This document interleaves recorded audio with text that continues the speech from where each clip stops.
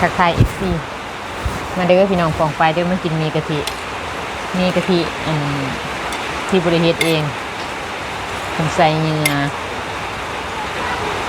มีกะทิบ้านซาคูนะคะขายคือข้าวปุ้นใส่เนื้อผักกะหล่ำแล้วก็ผักนี้ผักหอมรวมผักสมิกมากินกัน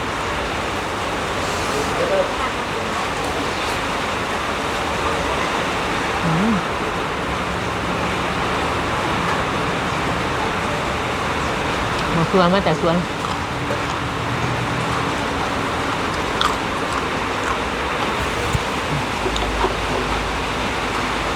มาพริกนี่เป็นแท่นหาย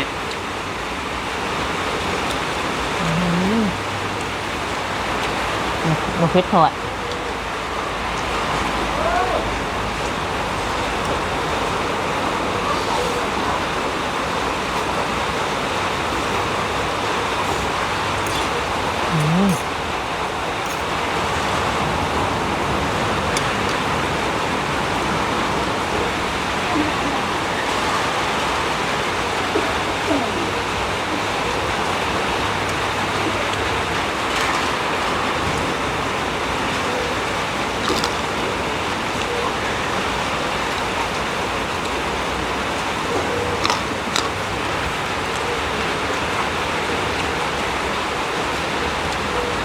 เราเหมือนเฟรดดี้ก่อนเนี่ย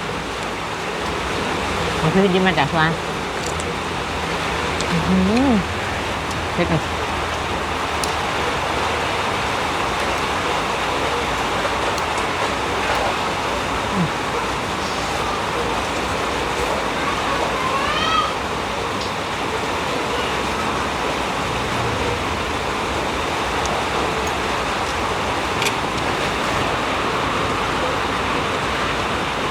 มันหูว่าพี่น้องนี่ยังคนดินบ่คนตุกเบิดหมูพี่น้องในข้าวเหนียวเก่า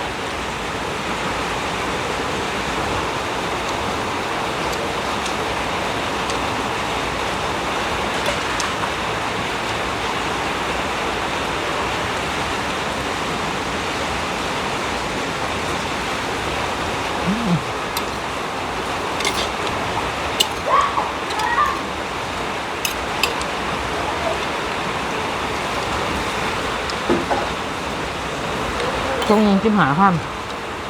ตอนท้ายช่วงจิ้มหาช่วงเช้ากูกินช่วงหน่อยไม่กิน4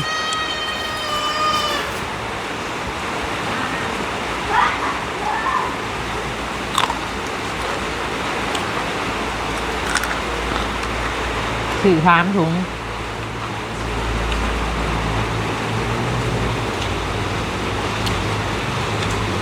ถ้าเป็นเงินบาทอะอะไรเป็นเงินบาทก็ได้พี่น้องเลยต้อง15,000กะ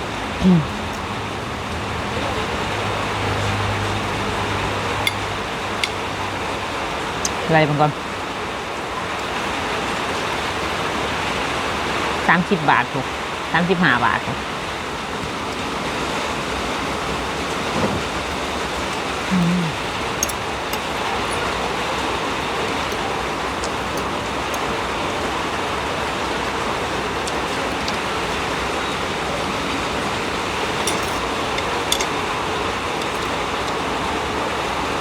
ใส่น้ำหมูอ่ะ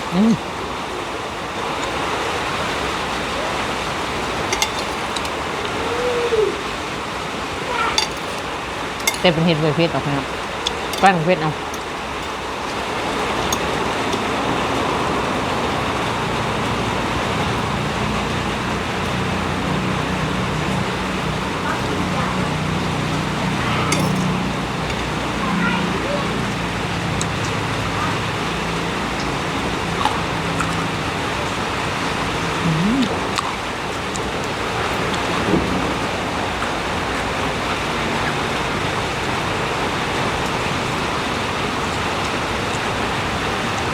เผ็ดดูพี่น้องเลย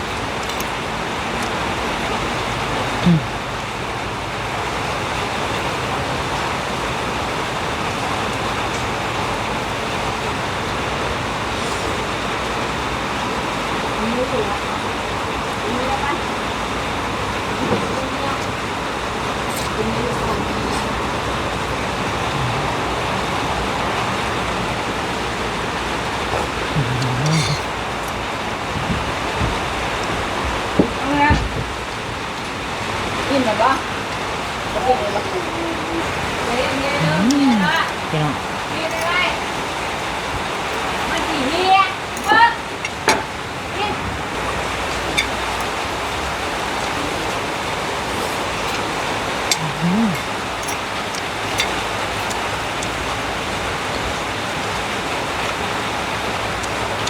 บรรยากาศฝนตกดินเนี่ย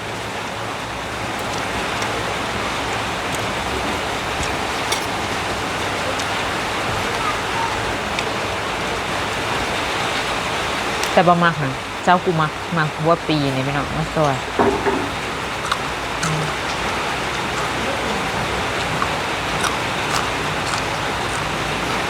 ของแถวเจ้ากูมาคือเป็นวาน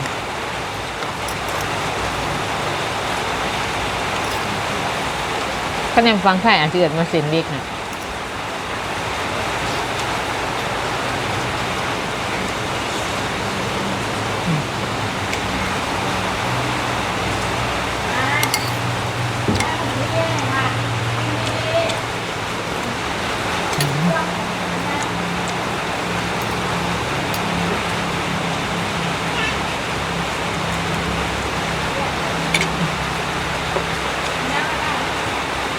อืม